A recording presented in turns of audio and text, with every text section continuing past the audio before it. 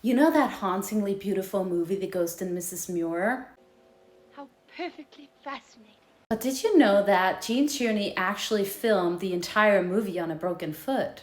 She broke her foot because she was rushing up the stairs at her friend Frank Stark's house because she wanted to see her newborn baby.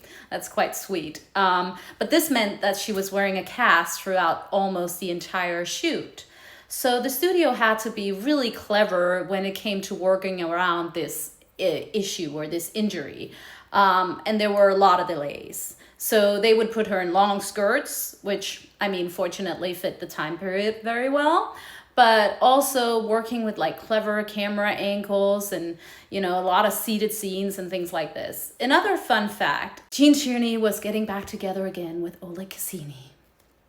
Great choice, Jean. Worked out so well the first time. Either way, she was anxious to get back to New York so she could meet up together again with Oleg.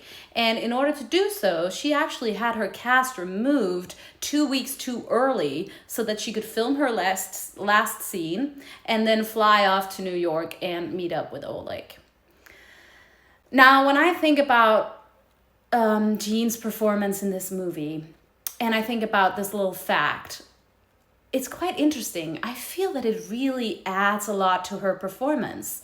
The stillness of Lucy Muir, the elegance and this kind of mystique the character has. I feel like it adds a lot to the performance.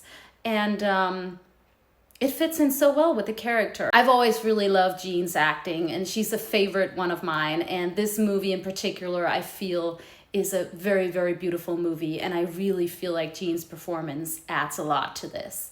But I'm curious to know if you actually knew this little fun fact, or if now that you do know it, you feel like me, that you can see that it adds something to the performance. Either way, let me know in the comments what you think.